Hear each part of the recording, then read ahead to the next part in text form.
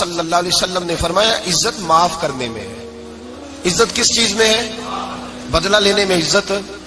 یہ حقائق ہے۔ عزت بدلہ لینے، جس نے ایک تھپڑ کے جواب میں دو مارے وہ باعزت نہیں، بلکہ مسند امام احمد بن حنبل پڑھی، حضرت موسیٰ علیہ السلام کوہ طور پہ کھڑے، میرے رسول پاک علیہ السلام فرماتے ہیں جناب موسیٰ علیہ السلام نے اللہ کی بارگاہ میں عرض کیا، اے اللہ ساری دنیا کہتی ہے ہم عزت والے ہیں، ہم عزت والے ہیں، من اعز عبادہ کا یا اللہ، اے اللہ تو بتا تیرے بندوں میں عزت والا کون ہے؟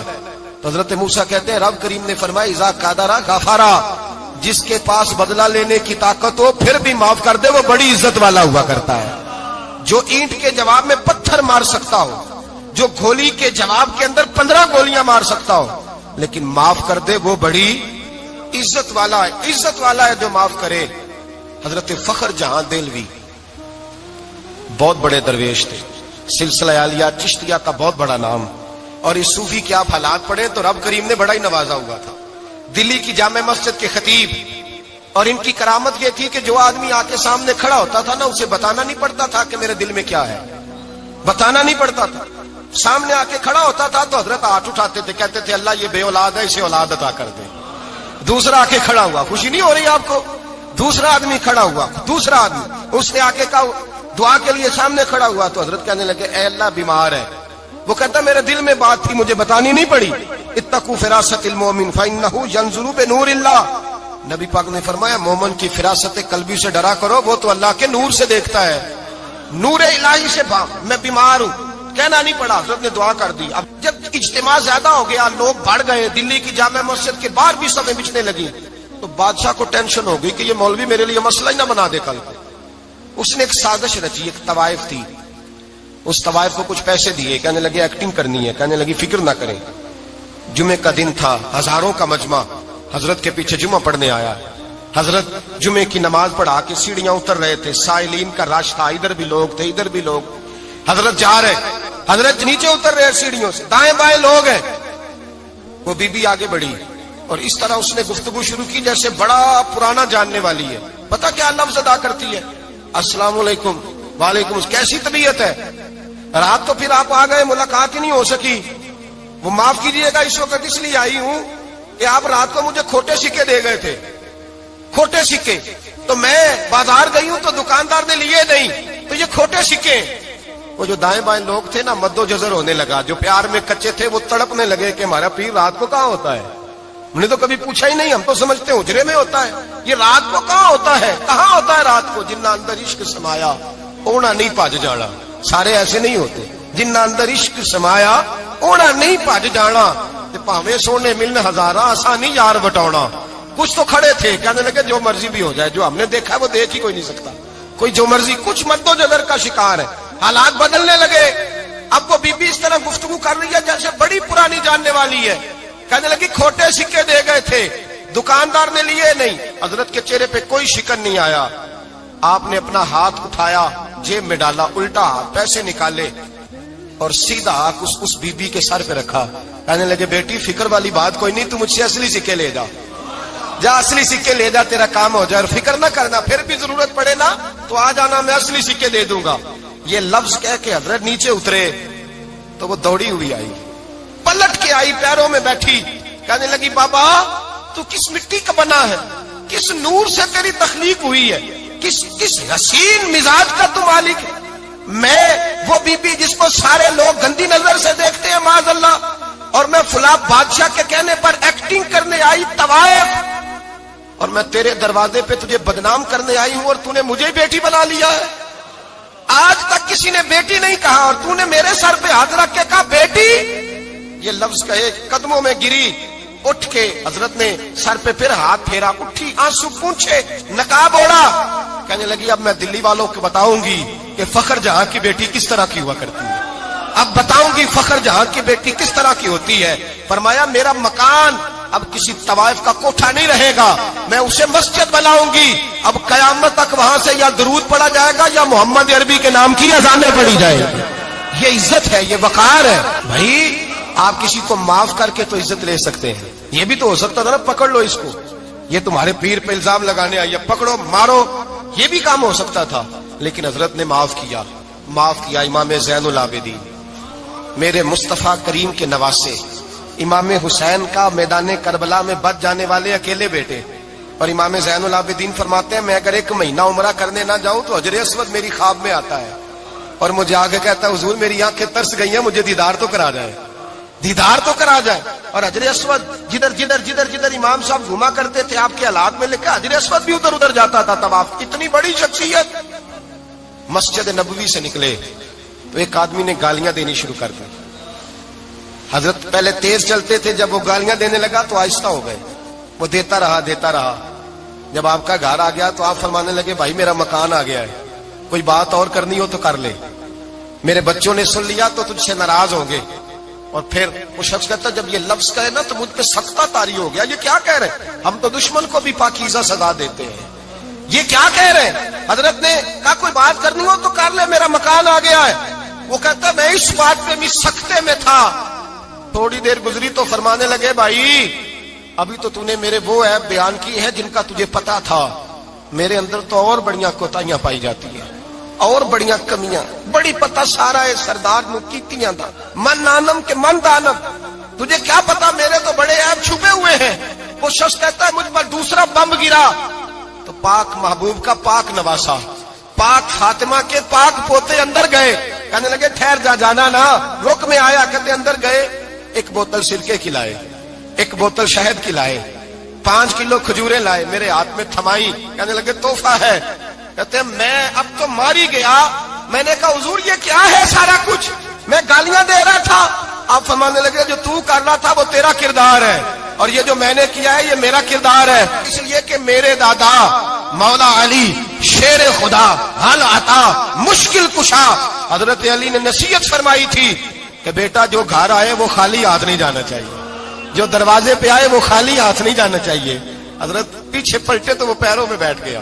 کہنے لگا حضور میں نے حسین کو نہیں دیکھا, میں نے علی فاطمہ کو نہیں دیکھا, میں نے مصطفیٰ کو نہیں دیکھا, پر آپ کو دیکھ کے لگتا ہے کہ ان کے اخلاق کتنے اعلیٰ ہوں گے, کتنے اعلیٰ ہوں گے. میں لعنت بھیجتا ہوں اس پر جس نے مجھے کہا تھا کہ زین العابدین کو برا کہو, کائنات میں اگر قصیدے پڑھنے چاہیے تو مصطفیٰ کی آل کے پڑھنے چاہیے, اگر تعریف کرنی چاہیے تو رسول اللہ کی آل کی کر. تیری نسل پاک میں ہے بچہ بچہ نور کا, تیری نسل پاک میں ہے بچہ بچہ نور کا, تو ہے نے نور تیرا سب گھرانہ نور کا. اور میں آپ تو تعریف کے تو بھائی یاد رکھیں آپ بدلہ لے کے عزت نہیں کرا سکتے, عزت تو معافی میں ہے, معافی میں عزت ہے. حضرت بایزید بستامی کے ساتھ یہودیوں کا پیشوا رہتا تھا. زیادہ تر مخالفتیں حسد کی وجہ سے ہوتی ہیں, حسد بنیادی وجہ ہوتی ہے. قرآن مجید نے کہا محبوب تیرے ساتھ جو زیادتی کرتے ہیں معاذ اللہ بے ادبی کرتے ہیں, حسد من عند انفسہم, ان کے دلوں میں تیرا حسد ہے. حسد بنیادی وجہ ہے اختلاف, حسد ہوتا ہے جو وجہ بنتا ہے. حضرت بایزید بستامی کے پڑوس میں یہودیوں کا پیشوا رہتا تھا, آپ کی مخالفت کرتا, ساری زندگی اس نے مخالفت کی. یہودی اسے بڑا مانتے تھے, اس سے کوئی غلطی ہو گئی سارے اسے چھوڑ گئے. پہلے رئیس اعظم ہوتا تھا پھر غریب ہو گیا. ایک دن حضرت بایزید بستامی گھر آئے تو بچے کے رونے کی آواز آئی. زوجہ سے پوچھنے لگے اس کا بچہ کیوں روتا ہے, تو کہنے لگی آپ کو پتا ہے نا اب لوگ اسے چھوڑ گئے ہیں تو گھر میں دیا نہیں جلتا, بچہ چھوٹا ہے اندھیرے میں روتا ہے. رات گہری ہو گئی تو حضرت بایزید نے اپنے گھر سے دیا اٹھایا, اپنے گھر سے دروازے پہ دستک دی. وہ باہر آیا تو جناب بایزید کا انداز کیا ہے, اس نے مخالفت کی زندگی بھر. انداز کیا ہے, باہر آتے ہی نا آپ فوراً اس کو بولنے نہیں دیا. کہنے لگے بھائی سن لے, میں پہلے بھی آ سکتا تھا, دیر سے اس لیے آیا ہوں کہ گلیاں سنسان ہو جائیں, لوگ سو جائیں, تجھے اور مجھے کوئی نہیں دیکھ رہا ہے کہ میں ہوں دوسرا تو ہے, اور تو مجھے اچھی طرح جانتا ہے. بایزید وہ نہیں کہ جو نیکی کرے گا اور دنیا کو بتائے گا, میں تیرا راز بھی رکھوں گا. اور بچے تو معصوم ہوتے ہیں نا. فرمایا میرے بڑے ہو گئے تیرے چھوٹے ہیں, یہ پکڑ لے دیا گھر میں لے جا, اور میرا وعدہ ہے کسی کو ساری زندگی اس نے مخالفت کی. وہ شخص کہتا ہے مجھے بولنے کا موقع ہی نہ دیا, دیا دے کے چلے گئے. اگلی شام پھر آئی, رات گہری ہوئی تو پھر دروازے پہ دستک ہوئی. میں باہر گیا, نیا چراغ, نئی بتی, نیا دیا. کہنے لگے دیکھ کوئی نہیں دیکھ رہا, میں اس وقت آیا ہوں جب تنہائی ہو, اور تو مجھے جانتا ہے میں غلط بات بھی نہیں کرتا, یہ دیا رکھ لے, میں کسی کو بتاؤں گا بھی نہیں. کہتے چلے گئے. تیسرا دن آیا تو وہ یہودی کہتا ہے میرے صبر کا بندھن ٹوٹ گیا, میں ٹوٹ گیا. ان کی نیکی نے مجھے خرید لیا, ان کے معاف کرنے نے ان کی عزت میرے دل میری روح میں بڑھا دی کہتے ہیں جب دروازے پر دستک دی میں باہر آیا, انہوں نے دیا تھمایا, کہنے لگے دیکھ بھی کوئی نہیں رہا, اور تو مجھے جانتا ہے میں مصطفیٰ کا غلام ہوں, میں جھوٹ بھی نہیں بولتا, میں بتاؤں گا بھی نہیں, تیرا راز رکھوں گا. کہتے انہوں نے دیا تو اس یہودی پیشوا نے شور مچانا شروع کیا, کہنے لگا مسلمانوں باہر نکلو, یہودیوں باہر آؤ, عیسائیوں باہر آؤ. شور مچ گیا, لوگ چھتوں پہ چڑھ گئے.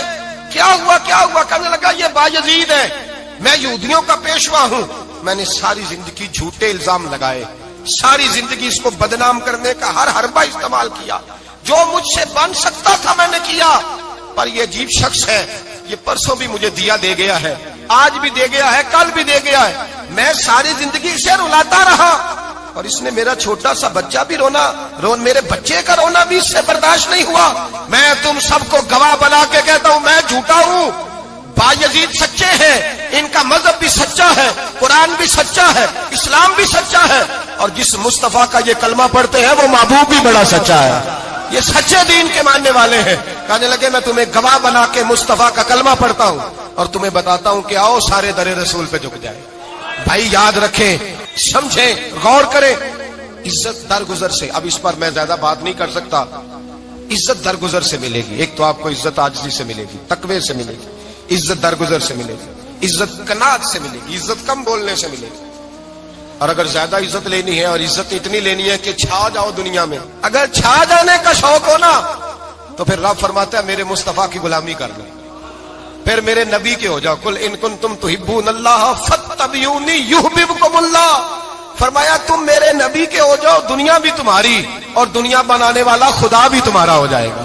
تم میرے غلامی مصطفیٰ میں عزت ہے, رسول اللہ کی نوکری میں, اور قسم اللہ کی بڑی عزت ہے, بڑی عزت ہے, بڑا وقار ہے, بڑا پیار, بڑا حسن ہے, بڑی رعنائی ہے, بڑا ٹھہراؤ ہے. یار وہ جو لوگ کہتے ہیں نا میں پتہ نہیں کون ہوں, کہاں کا رہنے والا ہوں, یار نہیں لوگ پوچھتے تو کون تھا, تیری برادری کیا ہے, تو کہاں کا ہے, نہیں پوچھتے. تیرے لبوں پہ اگر ذکر مصطفیٰ ہے تو دنیا تیری غلام ہے, اگر تو حضور کا ہے تو پھر سارے دامن مصطفیٰ سے جو بھی لپٹا وہ یگانہ ہو گیا, اور جس کے حضور ہو گئے اس کا زمانہ ہو گیا, جس کے حضور ہو گئے اس کا. اقبال کہتے ہیں قوت عشق سے ہر پست کو بالا کر دے, اور دہر میں اس میں محمد سے اجالا کر دے. اور کی محمد سے وفا تو نے تو ہم تیرے, کی محمد سے وفا تو نے تو ہم تیرے. یہ جہاں چیز ہے کیا لوح قلم تیرے. رسول اللہ کی غلامی عزت دیتی ہے, نبی پاک کی نوکری, اللہ کرے آپ بول پڑے آمین کہنا. نبی پاک کی غلامی عزت ہے, حضور کی غلامی. یار بندہ بالکل بے عمل ہونا, بالکل تو میری طرح داڑھی رکھ کے پگڑی باندھ کے باس میں بھی چڑھ جائے تو کئی لوگ سیٹیں خالی کر دیتے ہیں, کہتے ہیں بزرگوں یہاں آ جائیں, حضرت جی یہاں آ جائیں. تو پھر عزت کس چیز کی ہوئی؟ سنت مصطفیٰ کی ہوئی نا, پھر عزت نبی پاک کی سنت کی ہوئی نا, وقار کی ہوئی نا. ایک صاحب, ایک بچے نے داڑھی رکھ لی تو مجھے آ کے کہنے لگے حضرت جی لوگ بڑے بڑے لقب دینے لگے ہیں. میں نے کہا کیا؟ کوئی کہتا ہے حضرت صاحب, کوئی کہتا ہے قاری صاحب, کوئی کہتا ہے حافظ صاحب, کوئی کہتا ہے علامہ صاحب. تو میں نے کہا تیری موج نہیں بن گئی, 4 سالوں میں حفظ ہوتا ہے, تجھے مفت کا لقب مل گیا ہے. سے نظامی 8 سال میں ہوتا ہے, مفت کا علامہ بن گیا ہے, تجھے وقار نہیں دے دیا اللہ تعالیٰ نے. عزت میرے اعلیٰ حضرت فرماتے ہیں عزت در رسول پہ ہے, عزت حضور کی. اور اعلیٰ حضرت نے ایک بات لکھی ہے بڑی قیمتی, اور میں نا جب کبھی پریشان ہوتا ہوں نا تو میں یہ والی بات کھول کے پڑھتا ہوں. اعلیٰ حضرت یہ بات ڈھارس بندھاتی ہے, ڈھارس توانائی دیتی ہے, پورا مضمون باندھا ہے. اعلیٰ حضرت کہتے ہیں بیروپیہ تھا مداری, روپ بدل بدل کے دکھایا کرتا تھا, بادشاہوں سے انعام لیتا تھا. ایک دن اورنگزیب عالمگیر کے پاس آ گیا, کہنے لگا میں روپ بدلوں گا, اگر آپ پہچان نہ سکے تو میں انعام لوں گا. آپ نے فرمایا میں کوئی ایسے ویسا بادشاہ نہیں, کہا مجھے دھوکہ دینا مشکل ہے. کہا نہیں میں روپ بدلوں گا. حضرت اورنگزیب عالمگیر بڑے نیک بادشاہ گزرے, بڑے پرہیزگار آدمی. وہ بے روپیہ کہنے لگا میں روپ بدلوں گا, آپ نہیں پہچان سکیں گے. فرمایا چل جتنا تیرے اندر زور ہے لگا لے. حضرت نے اعلان کیا کہ میں نے فوجی بھرتی کر دے, 2 ماہ کے بعد ٹیسٹ ہوگا. وہ 2 مہینے دوڑتا رہا, رنگ روپ بناتا رہا, آیا ٹیسٹ دینے, 2-3 سپاہیوں کا امتحان لیا. اس کی باری آئی تو 10 روپے دیے, کہنے لگے تیرے آنے جانے کا کرایہ میں نے تجھے پہچان لیا ہے. کچھ دنوں کے بعد جانے لگے سفر پر تو بھکاری آ گئے خیرات مانگنے. اس نے بھی سارے منہ پر سیاہی مال لی, کپڑے پھاڑ لیے, سر کے بال منڈا لیے, بھویں تک کٹا لی, بدرنگ ہو کے آیا. کاسا آگے کیا تو حضرت نے 10 روپے ڈالے, کہنے لگے تیرے آنے جانے کا کرایہ میں نے پہچان لیا ہے. کچھ دن گزرے تو ٹیچر کی ضرورت تھی, اس نے مونچھیں بڑی کر لی, داڑھی نکلی لگا لی, سر پہ جنا کیپ پہن لی, ایک شیروانی لے لی, اور ہاتھ میں چھڑی پکڑ کے آیا. کہنے لگا میں استاد ہوں، 2-4 بندوں کا امتحان لیا، اس کی باری آئی تو 5 روپے دیے، 10 روپے دیے، کہا تیرا کرایہ میں نے پہچان لیا۔ 2 سال گزر گئے، وہ جب بھی آتا حضرت پہچان لیتے۔ ایک دن سفر پہ جا رہے تھے، بہت بڑا لشکر تھا، جہاد کرنے جا رہے تھے اورنگزیب عالمگیر، تو دیکھا ایک پہاڑی ہے، پہاڑی پہ لوگ جا بھی رہے ہیں آ بھی رہے۔ اورنگزیب عالمگیر پوچھنے لگے یہاں کیا ہے؟ کہنے لگے ایک بابا جی بیٹھے ہیں دعا کرتے ہیں، اللہ کے نیک بندے ہیں۔ اورنگزیب کہنے لگے یار پرانے لوگ سارے ہی اللہ والوں کو مانتے، یہ بھی مصیبت آئی ہے جتنی نہیں آئی ہے، سارے لوگ ہی مانتے۔ کہنے لگے ذرا میں دعا نہ کرا لوں، اچھے کام جا رہا ہوں۔ اورنگزیب بادشاہ تھے، بادشاہ لوگ نازک مزاج ہوتے ہیں، گھوڑے سے اترے، بڑی مشکل سے پہاڑی پہ چڑھے، اوپر گئے تو لائن لگی ہے، بابا جی کار میں بیٹھے۔ کہنے لگے میں نے ملنا، میں اورنگزیب ہوں۔ انہوں نے کہا ہمارا بابا اس طرح کا پیر نہیں کہ امیر آئے تو رنگ اور ہو، غریب آئے تو اور ہو، یہاں اگر ملنا ہے تو لائن میں لگ جاؤ، سب ایک جیسے۔ اب لائن میں کھڑے ہو گئے، 50 آدمی آگے تھے، کہتے ہیں 51واں نمبر تھا، تھک گیا دھوپ میں کھڑا کھڑا۔